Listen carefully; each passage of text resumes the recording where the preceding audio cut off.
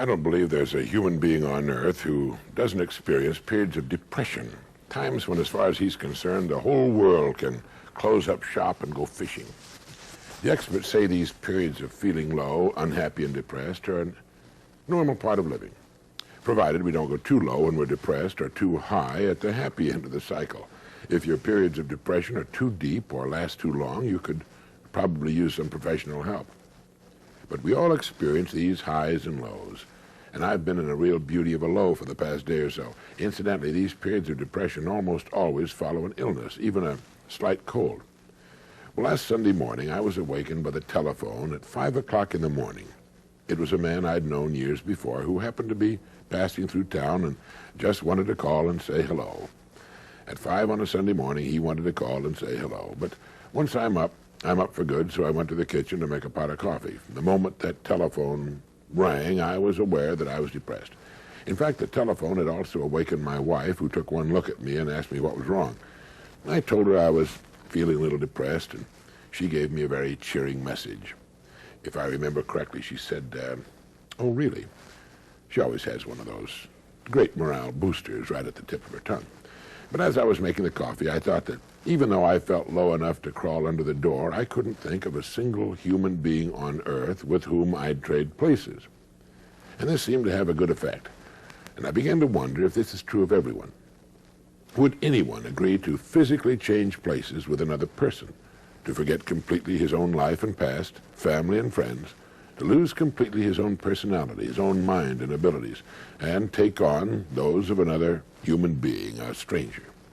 Would an old man sitting in the park willingly change places with the child being pushed by in a stroller?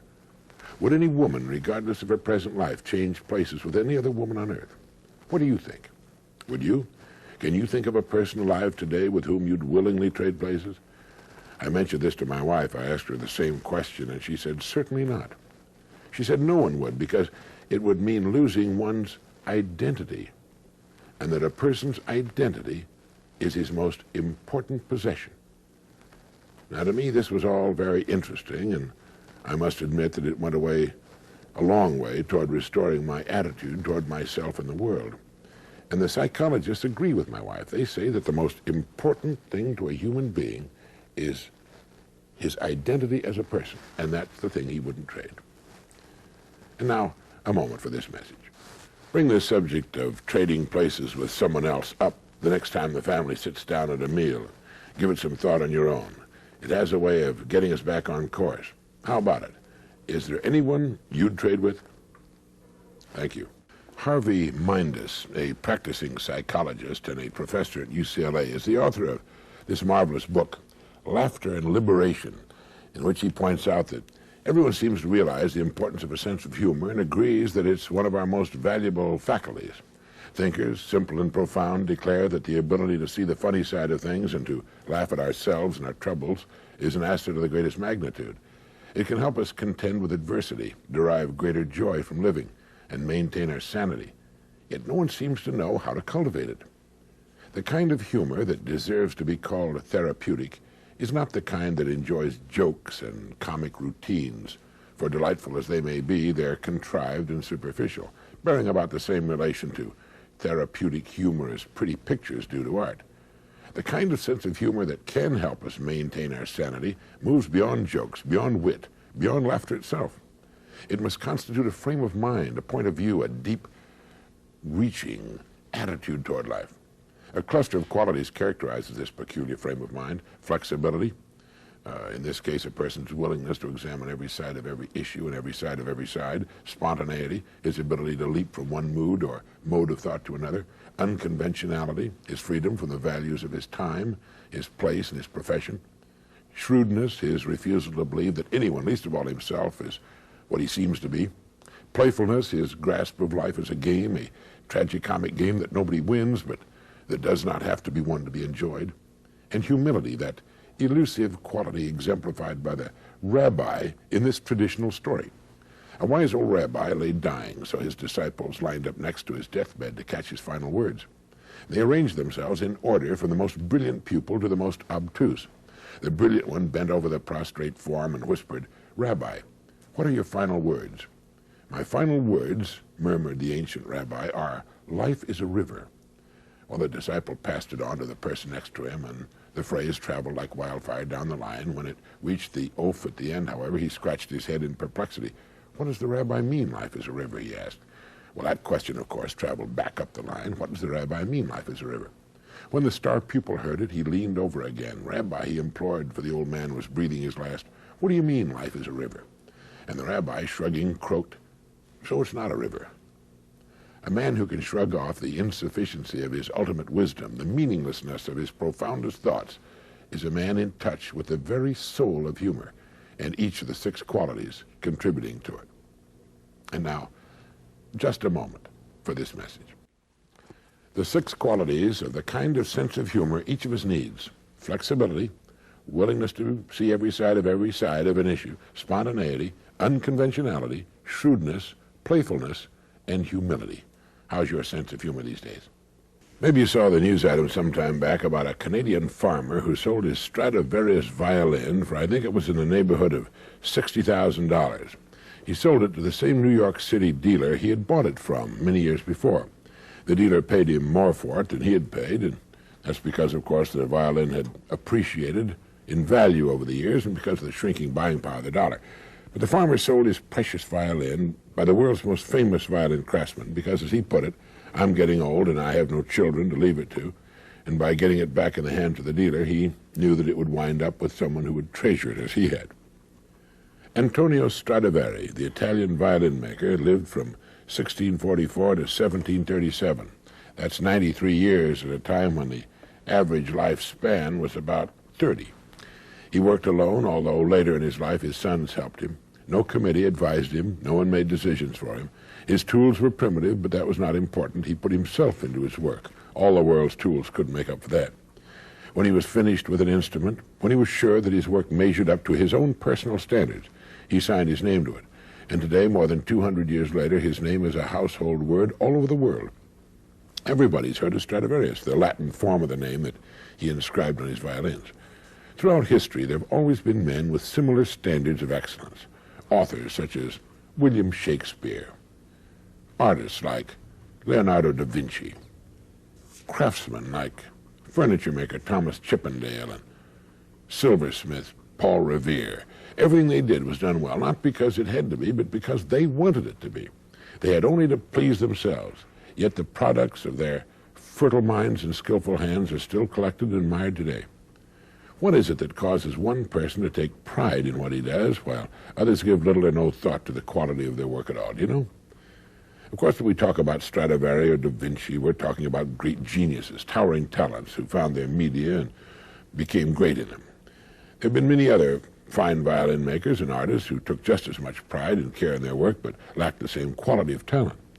There are even today many thousands of craftsmen who will not turn out shoddy work and who are proud to sign their names to their creations. They're in the minority, perhaps. They've always been in the minority. But the respect for quality never changes. It still commands the highest price. It's still revered wherever we find it. And the person creating it has gained for himself 2 precious assets. First, he's built the kind of security that lasts a lifetime. He need never worry about his income. And second, his work is a source of satisfaction and joy to him. He derives deep satisfaction from being an uncommon person. And now a moment for this message. People who set their own high standards to which they make themselves measure up lead enjoyable, exciting lives. Each task they begin is a fascinating contest to achieve their own standards of excellence. Thank you. A father sat down for a chat with his 16-year-old son. The father's a good friend of mine and an excellent salesman, so he had a pad of paper and a pen with him, because it's always better if you can illustrate your point while you're making it. And while his son watched with interest, Jim drew a fairly good likeness of a goose. And behind the goose, he drew 3 eggs. And he said to his son, Jimmy, those are golden eggs. And that's the goose that lays the golden eggs. Now, if you had your choice of buying one or the other, which would you buy? And his son said, well, I'd buy the goose, of course. Of course you'd buy the goose, his father said. You'd invest your money in the goose because it could go on laying those golden eggs for years. Sure, his son said, anyone would. Yes, Jim went on, anyone would if they were presented it in this way. But the fact of the matter is, son, that most people have the exact opportunity, and yet they invest in eggs instead of the goose. Now the boy was quite interested, and he asked his father what he meant, and his father said, in this little quiz I've given you, the goose and the golden eggs are, of course, symbolic. The golden eggs people invest in are represented by their homes, cars, television sets, furniture, refrigerators, stoves, boats, vacations, all the good things they can buy. All the good things everyone wants to have and should have. Well, what's wrong with that, the boy asked. Well, there's nothing wrong with that, Jimmy. It's just that most of them invest in golden eggs exclusively and don't invest enough in the goose that provides all these golden eggs. You see, the goose that lays the golden eggs is the breadwinner. The more money invested in him, the more golden eggs he can provide. Now, take you, for example, Jimmy, he said. You're 16, and like most boys your age, you don't know what you want to do with your life yet. You're confused. You haven't really been giving your best to your schoolwork because you're not sure you'll need a lot of the subjects you're studying after you get out of school. And not knowing what to do after you're an adult, you don't know what you'd want to major in at college. Now, what I want you to understand is that as long as you're getting an education, you're investing, we're both investing in this goose.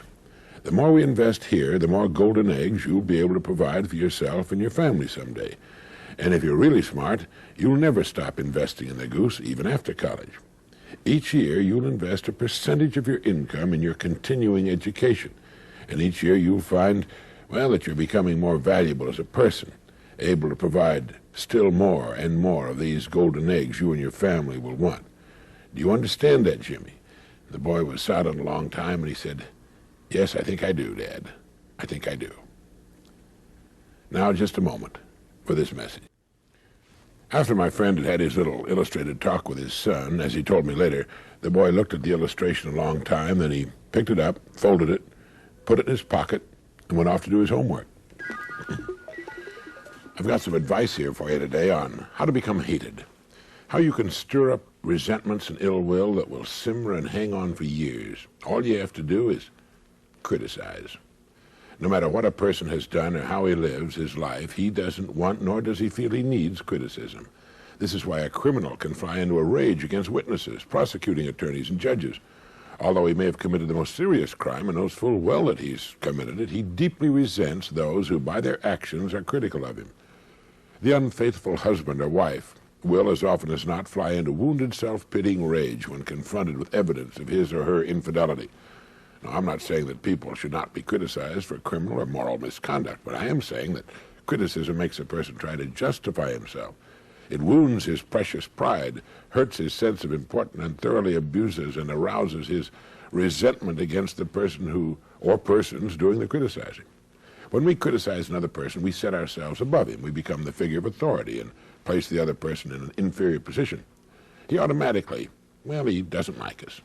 We put the other person on the defensive, and even if he doesn't say anything and accepts the criticism meekly, it rankles. When the husband at the bridge table says to his wife, "Well, my dear, you bid that hand like a certified moron," she might not say anything. She might not say anything at the moment, that is, but she'll secretly pray for a miracle that will deliver a sawed-off shotgun into her hands. The other players squirm in embarrassment, and what does it accomplish? As Junius wrote, it behooves the minor critic who hunts for blemishes to be a little distrustful of his own sagacity. The best rule to use when criticism springs to your mind is to wait. Wait a while, and try to look for the reasons behind the act you would criticize. It's also a good time to ask oneself, who am I to be criticizing others? Am I really all that great and pure and all-knowing and perfect? By all means, wait until the heat of anger is dissipated. This is one of the world's most difficult things to do, and it takes a very mature person to master the wisdom and self-control to withhold criticism. But it's the way to greatness, and one of the best-known ways to earn the respect and or love of others. People know when they've done something wrong or foolish, and they usually know that you know it too. And when you refrain from being critical, they're grateful. They respect you. Often as not, they'll be much tougher on themselves and make a concerted effort to avoid making the same mistake again. It's been said that the legitimate aim of criticism is to direct attention to the excellent. The bad will dig its own grave, and the imperfect may safely be left to that final neglect from which no amount of present undeserved popularity can rescue it. It's a good line to remember. And now, just a moment for this message. As old Epictetus put it, Do not give sentence in another's tribunal until you have been yourself judged in the tribunal of justice. The key to overcoming the urge to criticize others is to wait. Wait a minute, or an hour, or a day, or forever. It's as though the American people have won themselves another first. It's believed that the United States is now the blubber capital of the world. Someone has said that if, through some magic, all the excess weight of all our citizens were removed from their bodies and piled in one place, it would reveal itself as a great glistening, quaking mountain about the size of San Gorgonio Mountain, which rises 11,485 feet above the Mojave Desert in Southern California. This mountain of avoirdupois would represent the millions of tons of food that we've put away beyond what we need for good health and good-looking figures. I spent a long weekend at a resort hotel near Miami, Florida not long ago, and sitting at the pool, I looked around and marveled. It looked for all the world like the sea lion house at an oceanarium. It's amazing that human skin can stretch that far. There are, of course, two great contributors to this sad condition. One, our high standard of living and our abundance of good food, and two, mechanization. We don't walk anymore, we drive. Even kids don't walk much anymore, and adults are getting to the point where their legs are threatened with extinction. Weak, flabby, almost vestigial things, barely able to totter short distances under the abnormal weight pressing down upon them from above. Just as the man's life is automated, so is the woman's. Much of her work is being done by pressing buttons or flicking switches. She doesn't mix cake batter by hand or beat rugs or use a washboard or a broom or wring out and hang up clothes to dry, and all of this is good and can add years to her life and keep her looking much younger and healthier if she doesn't kill herself years too soon or destroy her appearance by becoming too fat. A woman who is 10 pounds overweight is doing to herself exactly what a woman of normal weight would be doing if she got out of bed each morning and then picked up 2 5-pound buckets of sand and then carried them with her every step she took until she fell exhausted into bed again at night. And the strain on her heart, on her poor feet and legs and muscles and tissues is the same too. And 10 pounds leads to 12 and then 15, and before you know it, it's 50 if you don't do something about it. And anybody, man, woman, or child, can lose weight any time he wants to. All a person needs to do is to quit eating more food than the body needs for fuel. Walk more. Do more things calculated to burn up some of that stored blubber. But above all, stop eating so much. And please, don't ever pull that tired old line that goes, I gain weight and I don't eat a thing. There's still only one major cause of overweight, and that's eating more fuel than our bodies burn. And now, just a moment for this message. Becoming overweight is not a normal part of the aging process, and it makes no difference if all your ancestors were fat, and all it does is make you age faster and die younger. So don't do it. Thank you.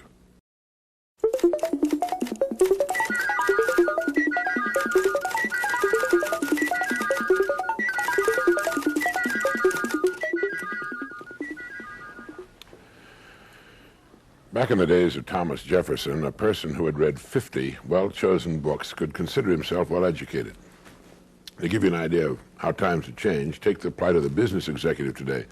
Within the past 2 years, more than 1,000 books have been published on the subject of business alone, to say nothing of the massive flow of magazines, newsletters, digests, research report films, tapes, and other media. 100 years ago, the largest college library at Harvard contained 212,000 volumes. The next largest at Yale had 95,000. Today, Harvard's library contains 8 million books, and Yale's more than 5 million. It's estimated that some 2,000-odd pages of print are being produced each minute. It's become a veritable avalanche. Even assuming a man reads about 3 books a week during a reading lifetime of 50 years, he cannot possibly read more than 1/25th of 1% of the world's books, no matter how accessible they might be. So what's the answer? It's selectivity. As we look at the sum of the world's knowledge, we see that the most valuable thing an education can give us is not mere learning, for that must always be severely limited, but judgment, which allows us to choose and select and compare and fit together the fragments of knowledge we're able to accumulate, the kind of knowledge we want and need for whatever it is we want to learn and do. Part of the solution lies in improved storage and retrieval systems, computerized catalogs, microfilms, electronic indices. Using modern methods, a printed page can be reduced in size to 1/1000th, so that an entire book can be printed on an ordinary catalog card. And that's only the beginning. Devices now exist that can reduce a page's area as much as 1,000,000 times, so that a whole sheet of data can be put onto a microdot small enough to be pasted inconspicuously on top of an ordinary comma.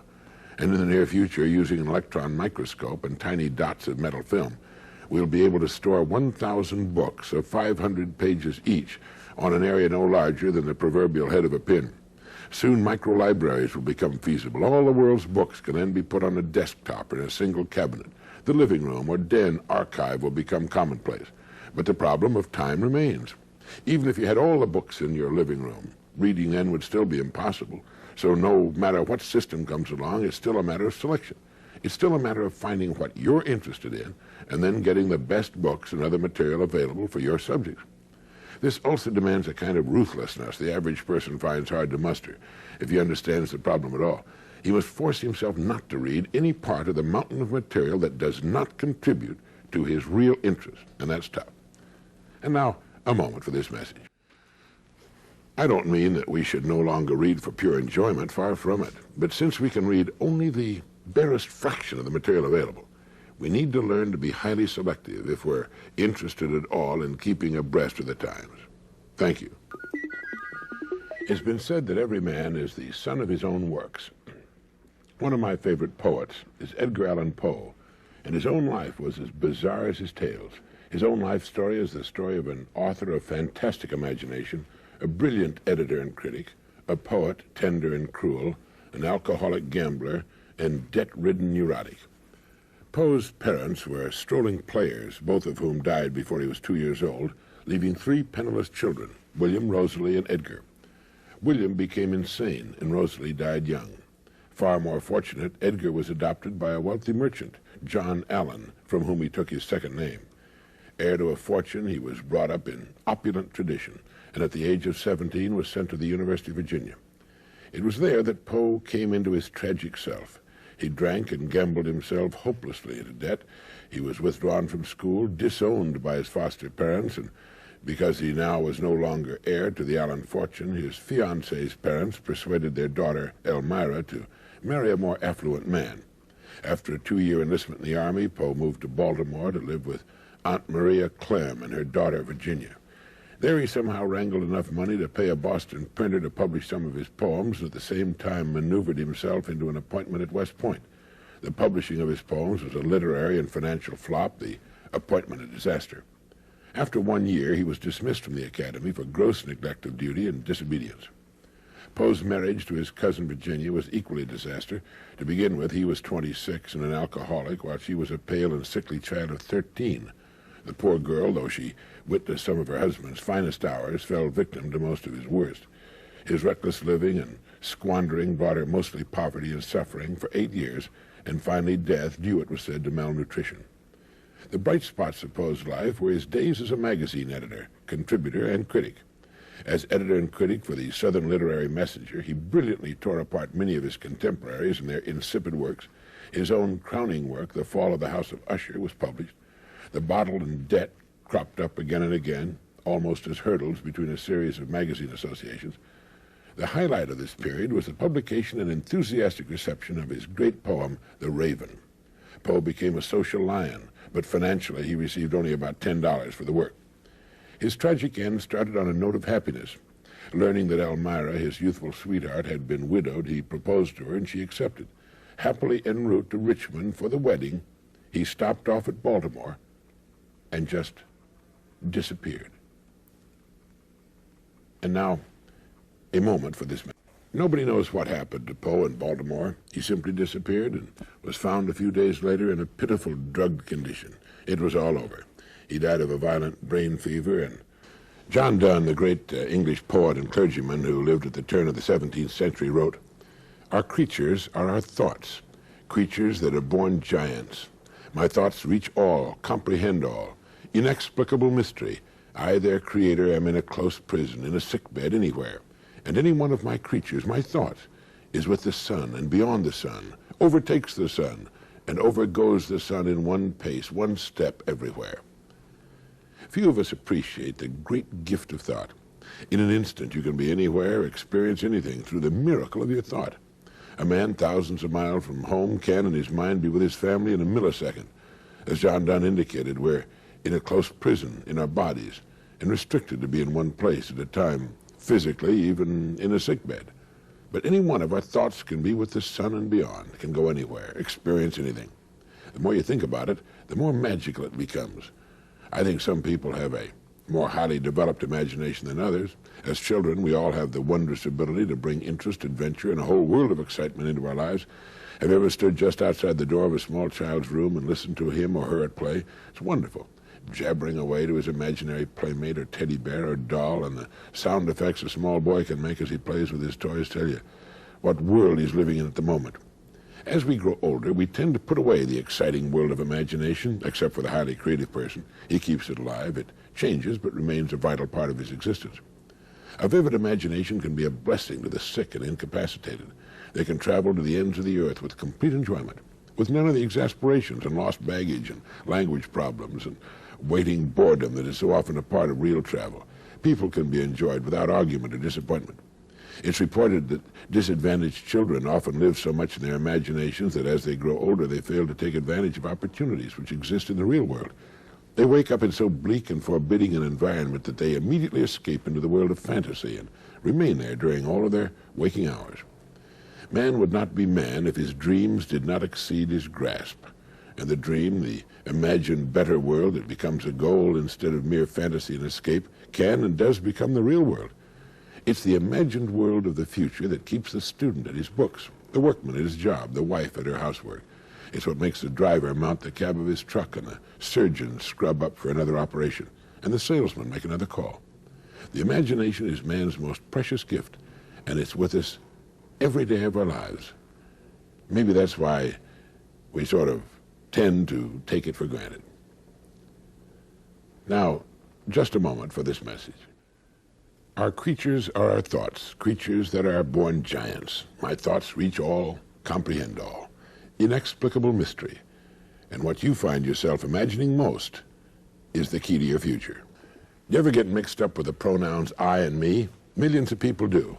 You find yourself saying, why don't you come with John and I, when you should say, why don't you come with John and me? If you find yourself making this common error, and others in English, let me recommend a good book for you, written by Bergen Evans, one of the country's best-known authorities on English, and published by Random House. It's titled Comfortable Words. On this particular problem, Bergen Evans has this to say. We often hear, he gave it to John and I. The grossness of the error is made clear if the recipients are put into separate sentences. He gave it to I would surely grate on any ear. The construction, which is common among the half-educated but is never heard among the educated or the uneducated, seems to have had its origin in a fear of the word me in combination with another pronoun. Possibly those who use the gave it to John and I construction had been furiously rebuked or savagely derided in their childhood for saying John and me did this or that. Someone shouted John and I at them or made them stay after school and write John and I on the blackboard 200 times, and John and I it thereupon became in all circumstances. Certainly many middle-class Americans seem afraid of the word me. Some panic-stricken say he gave it to John and I. Others use the equally ghastly, less incorrect, but more affected and self-conscious. He gave it to John and myself. So then the trick is, if you're troubled by this one, to say the sentence first mentally and leave the other person out of it. To yourself, say, he gave it to me. Then aloud say, he gave it to John and me. Another common error is found in the misuse of the contraction don't. It stands for the words do not, and it is considered substandard to use it for the words does not. If you mean does not, say doesn't, as in the sentence, it doesn't make any difference. You wouldn't say it do not make any difference. And did you ever wonder why the word Mayday is used as the international distress call? It comes from two French words, Mayday, meaning help me. Another word frequently misused is livid. Livid and vivid are almost exact opposites, yet they're frequently confused. Livid is a particularly gruesome shade of blue, a leaden gray tinged with blue. It's the color of corpses and bruises. Etymologically, it's related to lavender, and synonyms are pale, wan, ashen. Vivid means vigorous, intense, brilliant, bright-colored.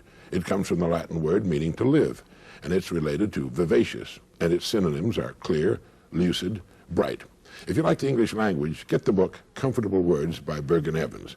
Make sure the kids read it too. It can do a lot for their grades in school. And now, a moment for this message. To be able to effectively communicate with others is a priceless asset, and it's one any person can acquire.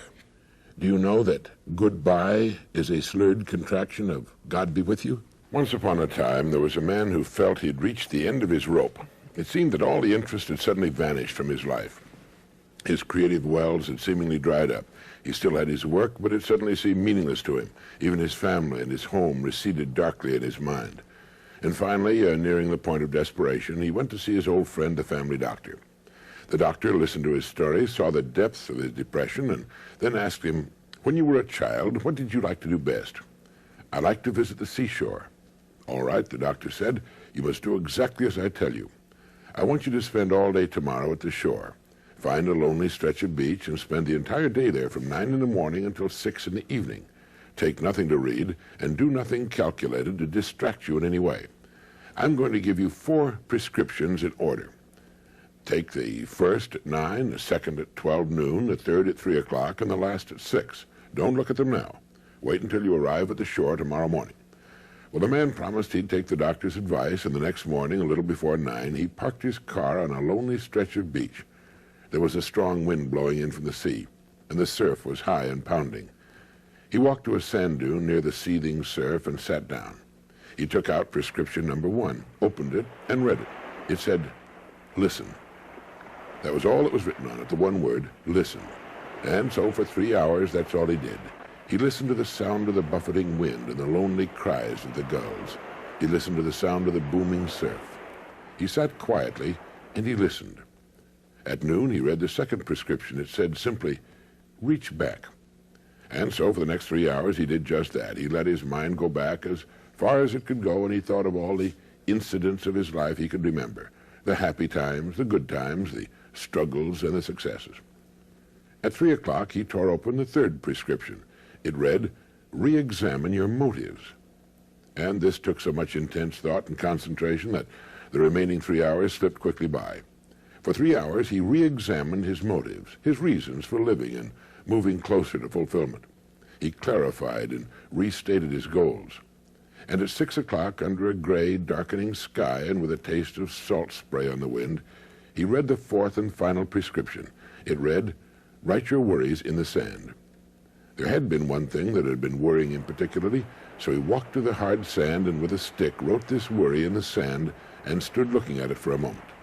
Then as he walked toward where his car was parked, he looked back and saw that the incoming tide had already erased his worry. He then got in his car and drove homeward. And now, a moment for this message. My old friend Norman Vincent Peale told me that story many years ago about the man, the seashore, and the 4 prescriptions. Listen, reach back, re-examine your motives, and then write your worries in the sand. Money. It's great stuff, but does it make you happy?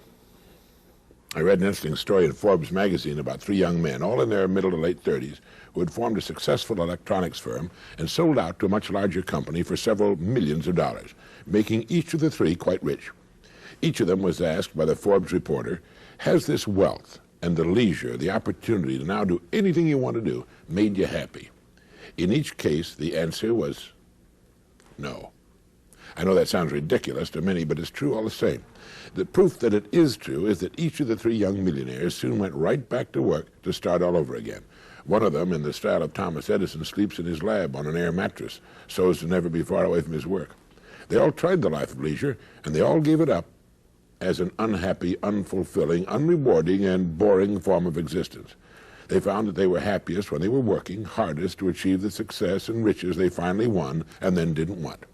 One of them said that he and his wife decorated their home and spent too much money doing it. Another sailed a new boat to Europe in the transatlantic race. Another bought an expensive sports car, but soon they were all back at work. 3 out of 3, 100%. It should tell us something. It reminded me again of Irving Kristol's comment in the New York Times Magazine. He said, being frustrated is disagreeable, but the real disasters in life begin when you get what you want. He was referring to something quite different, but the same philosophy all too often applies to a person and his goals. The other night at a dinner party, I met an old friend whom I hadn't seen in some time. He'd recently retired and is quite well-to-do financially. I asked him how he likes his retirement, and he said, "It's awful. We've gone all over the country fishing. The rest of the time I've been working in my garden, and I'm going crazy without enough to do. I want a job. I'll even work for nothing." Later, my wife told me that his wife had told her privately that if her husband doesn't find something soon that can occupy 4 or 5 hours a day of his time, he wasn't the only one that was going to lose his mind. She was going to lose hers too. So man strives all his working career for leisure and financial security, and when he gets it, he's miserable. With the 3 young millionaires, it wasn't so bad. They could go right back to work again. With my retired friend, that isn't so easy. The answer? It's to understand in advance that we need something interesting in which we can busy ourselves for a good part of our days. Time off is fine if you have something to come back to, something that needs to be done and which you enjoy doing. Understanding this in advance, we can plan in advance. We can make sure we develop an avocation that will keep us in the stream of things, keep us busy as much as we want to be busy after we retire. The story of the 3 young millionaires proves we need it. And now, a moment for this message. So what's your avocation? What are you going to be able to lose yourself in when you have more time on your hands? Better start planning for it now. Leisure time and people just don't seem to get on well together. Thank you. Did you know that a famous agnostic inspired the writing of one of the most famous biblical novels of all time? One evening in September 1870, 2 men riding a train across Indiana struck up a conversation. Soon they began arguing about the inspiration of the Bible and the message of Jesus Christ. Robert G. Ingersoll, internationally famous as a challenger of Scripture's message, was trying to convince General Lewis Wallace that he didn't know what he was talking about. General Wallace, better known as Lou, the Indiana-born officer, fought through the whole of the Civil War. He participated in many lesser engagements and then took part in the bloody Battle of Shiloh. Later, he prepared the defenses for Cincinnati and was made commander of the 8th Army Corps. After hostilities ceased, he resumed his legal practice. But the lawyer and veteran of many battles was unable to cope with the brilliant Robert G. Ingersoll. He felt frustrated and defeated when he parted company with the noted agnostic, having failed to make any dent in the network of arguments with which Ingersoll defended himself from the challenge of faith. As a result, Lew Wallace went home determined to write a novel that would serve as a powerful argument for the divinity of Christ. Finished while he was serving as governor of the territory of New Mexico, it was entitled Ben-Hur, A Tale of the Christ, one of the most popular books of this century. It presents the message of the New Testament within a framework of vigorous action that involves believable characters. Ingersoll didn't live to realize it, but the story his argument inspired became widely read even in regions of the United States where all novels had previously been frowned upon as immoral. The book spread all over the world. It was translated into dozens of languages.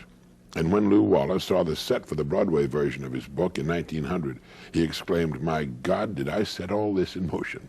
The chariot race, which was famous on the stage, was also the high point of the 2 motion pictures made from the book, one in 1927 and another in 1959.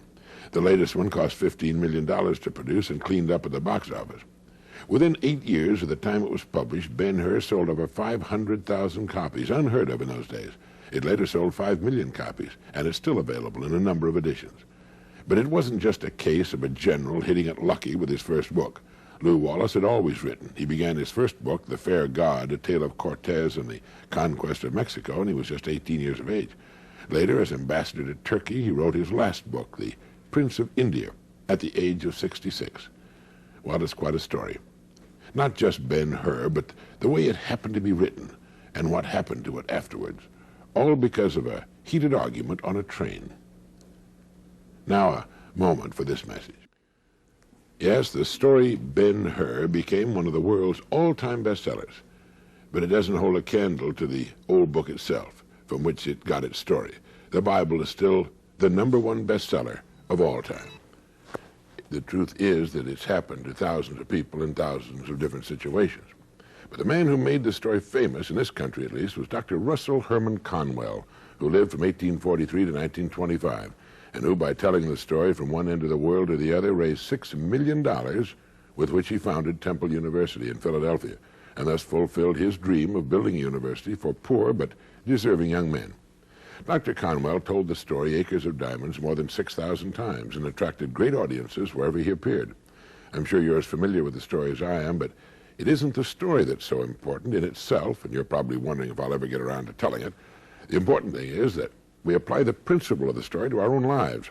The story is about a farmer who lived in Africa at the time diamonds were discovered there. When a visitor to his farm told him of the millions being made by men who were discovering diamond mines, he promptly sold his farm and left to search for diamonds himself. He wandered all over the continent, found no diamonds, and as the story has it, finally penniless, in poor health, and despondent, threw himself into a river and drowned. Well, long before this, the man who had bought his farm found a large, unusual-looking stone in the creek bed which ran through the farm and put it on his mantle as a curio. Enter here the same visitor who had told the original farmer about the diamond discoveries. He examined the stone and told the new owner that he had discovered one of the largest diamonds ever found, and that it was worth a king's ransom. To his surprise, the farmer told him the entire farm was covered with stones of that kind.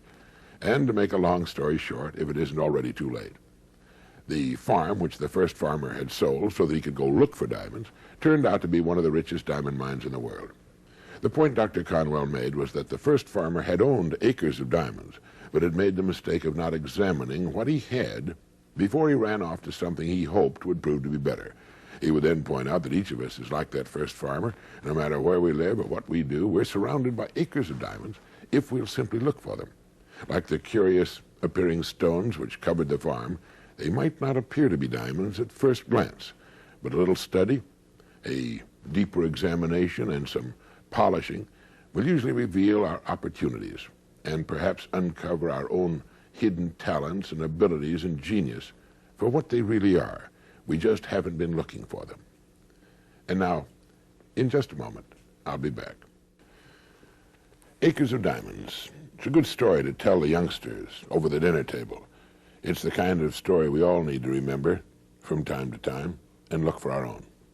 Thank you. Let me give you a little known fact today that will increase your effectiveness in anything you do. It applies to doing a job, making more money, playing golf, cooking, raising children, teaching, anything at all. Now, while this has long been known by the most successful people of the world, it seems to have escaped the great majority. Whatever it is that you would like to do better, act as though you're a top-flight expert at it. And if you continue to play this part long enough, you will become an expert. When Arnold Palmer was 10 years old and on his way to becoming the world's greatest golfer of his time, he used to pretend that he was playing in national tournaments. He would even pretend to be the sports commentator announcing that the champion, Arnold Palmer, was now getting ready to tee off. You can take a great many strokes off your golf game simply by pretending you're playing in a great tournament, and that every time you swing or putt, you're surrounded by a large gallery and the television cameras. You'll find that you take more time, line up your shots better, and swing more like the pros and less like the duffers. If you can get a mental image of the person you would most like to become, begin now to act as that person would act in everything you do. Gradually, imperceptibly, you will actually become that person. It goes back to what the great German poet and philosopher Goethe once said. Before you can do something, you must first be something.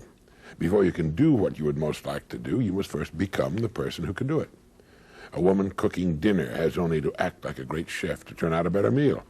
The student who begins to act like a top student will begin to get better grades. You can even look much better by simply acting like the person you would most like to look like and be like. The secret is to get and hold fast in your mind the mental image of the person you would most like to be. Then in every situation you act and talk as you feel that person would. You make the kind of decisions you think that person would. This is the way to constantly grow into a better, more effective person. You immediately begin to act with more confidence, and confidence is the first step to accomplishment. As your accomplishments begin to grow, which they most certainly will, real confidence slowly takes the place of the part you've been playing. Now, your life will not be transformed overnight.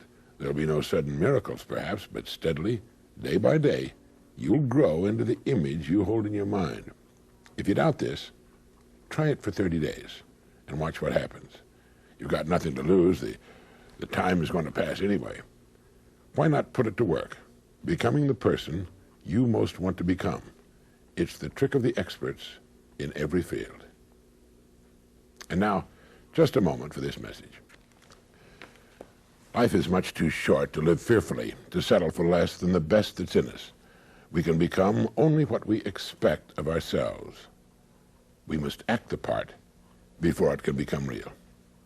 There's a marriage counselor who's had a lot of success in saving marriages on the brink of dissolution by suggesting that whenever one of the partners starts an argument, the other partner should make him or her laugh. Real trouble begins when laughter goes out of a marriage, he said. One husband says, "How in the world can I get her to laugh? She hasn't laughed in 3 years. And so we asked him, what made her laugh 3 years ago? And the husband thought for a moment. He said, I think I fell on the ice in front of the house. Then you've got the answer. Whenever she starts an argument, fall down and make her laugh.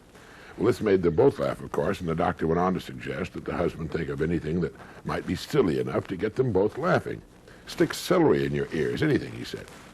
I remember many years ago we were rehearsing a dramatic radio series in Chicago, and the rehearsal had been going very badly. The script wasn't the best. A couple of the actors and actresses weren't happy with their parts. The director was getting edgy, and just as we were about to moodily try to do the dress rehearsal, since time was slipping away from us, one of the actors went out of the studio for a moment and returned suddenly with loud moans, staggering crazily, his eyes crossed and with the ends of a pencil protruding from his ears. He had broken a long yellow pencil in half and had stuck the broken ends into his ears. From one ear, the end with the eraser stuck out, and from the other, the pointed end. Grisly as the sight was, it really made us start to laugh. It threw us, including the director, the engineers, the sound effects people, and the musicians, into fits of uncontrolled laughter until we were helpless with tears running down our face. From that point on, we were all right, and the show was one of the best we did that year. Laughter is wonderfully therapeutic. If your kids get into an argument, give them each a cloth or paper towel and put them on opposite sides of the same window with instructions to clean it. No matter how angry they may have been, just looking through the glass at each other, cleaning the window, will soon have them howling with laughter, the argument forgotten. There was a doctor who made it a practice to look for pictures in magazines and newspapers of people laughing hard. He cut them out and pasted them in a scrapbook. And when the book was full, he took it to the hospital and let the nurses pass it around the wards. You can't look at other people laughing without laughing yourself. And the effect on the patients and nurses was wonderful. Perhaps this is why good comedians are among the highest paid of the world's performers. People need to laugh. You can't feel worried or depressed when you're convulsed with laughter. It seems to have a beneficial effect on the human mind and body. We're the only creatures on earth who can laugh, and the only ones with enough problems to need to laugh regularly. And now, just a moment for this message.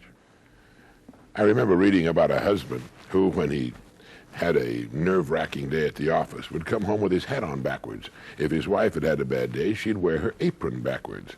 In either case, it would start them laughing and clear the air. Thank you. In a large Western company, the vice president in charge of sales retired. Everybody in the sales force assumed this juicy vacancy, and the vice presidency would go to the senior salesman. Let's call him Tom, who had been with the firm 25 years. And the one man most certain that the job would go to Tom was Tom himself. In fact, he'd been counting on that job for 5 years, since he had first realized his boss was planning on retiring. And for the past 2 years, Tom had been thinking about it. He'd told his wife and children, their friends and neighbors, and his friends in the sales force. The job meant a substantial raise in pay, and Tom and his wife had been planning things they could do with the extra income. For the past 3 months, they'd been poring over travel folders, planning a trip to the Orient. So when Tom was called into the president's office on the morning following the retirement party for the former vice president, he was wearing his best suit and a smile to match. What he had no way of knowing was that the company president was facing the kind of situation that makes company presidents worth every penny of their excellent incomes. He had an Armageddon on his hands. After he had winced at the cheerful good morning and dapper appearance of his senior salesman, he looked him straight in the eyes and said, "Tom, I have to tell you that the executive committee has awarded the position of vice president in charge of sales to Bill Smith." Well, there followed a vast, deep silence. They could have been in a diving bell at the bottom of the Marianas Trench. After 2 or 3 hoarse, croaking starts, Tom finally managed to protest.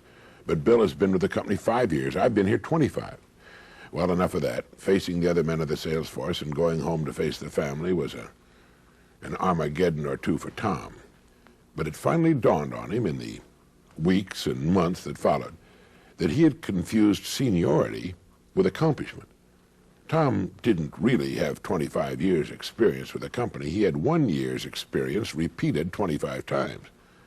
Bill Smith, in just 5 years, had far outdistanced Tom in growth, knowledge, and sales.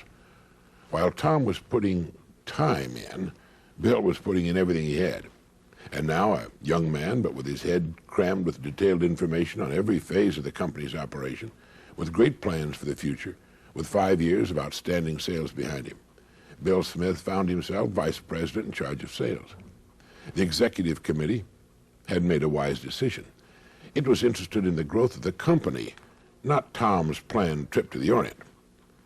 Sad story? Sad for whom? Tom could have had that job. He even had a 20-year head start. He just didn't plan for it. And now a moment for this message. You know, as Albert Einstein discovered, time is relative. Its only value to us depends upon what we do while it's passing. Time means nothing at all to a stone or a fence post. It can mean a great deal to a human being. Thank you. Once upon a time, there evolved upon this planet an organism that was ill-suited for survival. It could not run fast enough to escape its enemies. If caught, its teeth and claws were small protection. It was too big to hide under a leaf and too weak to burrow deeply into the ground. To survive, it took refuge in caves where a fire at the entrance kept predators at bay. If the fire ran out of fuel, this creature could hurl rocks and thus drive all but the most determined enemies away. Its security was measured by the amount of firewood it could accumulate and the number of rocks it could gather and store in the cave against the terrors of the night. Now, you see, this was a very important sort of thing. All other creatures grew bigger teeth or learned to run faster. Alone among all the creatures on Earth, the one we're describing turned to things for its survival. This was, in the end, to make all the difference. After a while, this creature learned to cultivate some edible plants to supplement the food it could get by gathering and hunting. Growing food was at best uncertain and, in any event, depended on the seasons, which could not be controlled. So the creature began to store its surplus foods. His security against the vagaries of nature was measured by how much he could grow and how much he could store. His feeling for being at least partly in control of his destiny was based on the gathering of things. Well-being was measured quantitatively, the more the better. From the very beginning, he was motivated by fear of pain, fear of death, fear that there wouldn't be enough. In time, this creature's activities produced so much that it became more convenient to represent the accumulation of things by other things, smaller and easier to carry or to exchange. These symbols, although intrinsically of no value, assumed the same value as things, and men, or at least most men, became engaged in the acquisition and accumulation of the symbols of things. They did this even when they no longer had any need for them. The symbols were the surrogates for the rocks piled in the cave against the coming of the night. Think of this system as being reinforced over and over through hundreds of generations and thousands of years through social approval, ritualization, and acculturation. That there was something basically wrong with this way of life may be exemplified by the fact that those who refused to subscribe to the accumulation and storage of things, Christ, Muhammad, Buddha, became the founders of the world's great religions. Throughout all of this, nature was the enemy. The purpose of the life of this strange creature we've described was to conquer nature, tame the wilderness, make war on pests and vermin, control the rivers. Life was a battle against the elements. Only the fittest survived. Whole species of other life forms, plants, insects, reptiles, fish, amphibians, birds, and mammals were exterminated, most usually because they represented so-called threat against the accumulation of things. Now a moment. Man's feeling for being at least partly in control of his destiny was based on the gathering of things. Well-being was measured quantitatively. The more, the better. From the very beginning, he was motivated by fear. Thank you. Someone came up with an idea not long ago that intrigues me. He said, everything we do is either goal-achieving or tension-relieving. Now, that's something to think about, isn't it? Everything you do is either goal-achieving or tension-relieving. You know, if a man's not too happy with his progress in the world, he should give a lot of thought to this idea. He should take a good long look at everything he does during his day and As he approaches each act, he should ask himself, is this goal achieving or tension relieving? Now, we all need to relieve our tensions, but if we're doing too many things that are tension relieving instead of goal achieving, they're going to hold us back. Now, while I'm sure it couldn't be done, it would be interesting if a survey could be made to discover how much time is devoted each day of the work week by the so-called average man to acts which are strictly goal achieving. We might all be amazed to discover what a small amount of time is actually spent in earning our livings and preparing for our futures. This would vary widely, of course, from industry to industry and from job to job. The busy doctor, for example, might spend 12 hours a day actually in the presence of his patients. And every minute with a patient would have to be called goal achieving. Compare this with the time spent by, say, a salesman. How much of his day, and again, this would vary widely from industry to industry, is actually spent in goal-achieving acts. Driving from one call to another, even though he's not in the presence of a prospect or customer, would have to be under goal-achieving. Stopping for a cup of coffee would be under tension-relieving. So would chatting with people he can't sell or reading a magazine while he's waiting to see someone. Well, this is a pretty kind of vital balancing act that each of us should give some thought to. Going overboard in the tension-relieving department could lead to some serious problems in the future. Now, Samuel Johnson once said, "Every man is, or hopes to be, an idler. But like everything else in the world, there is a time to be idle and a time not to be idle. If you want to be idle later, in comfort, it's a good idea to make sure you're not spending too much time in idleness now." At any rate, I think it can be said that the success of a person in any undertaking will hinge directly upon his making certain that the majority of his daily acts are goal-achieving, and that he relegates to a secondary position those acts which must be classified as tension-relieving. It might be worthwhile carrying a little piece of paper and making a note as we do things during the day. Is this tension-relieving or goal-achieving? Now, just a moment for this message. We must certainly carve out our own worlds in this life, and the shape and size of them will be determined in large part by the balance we achieve between tension-relieving and goal-achieving acts. Thank you.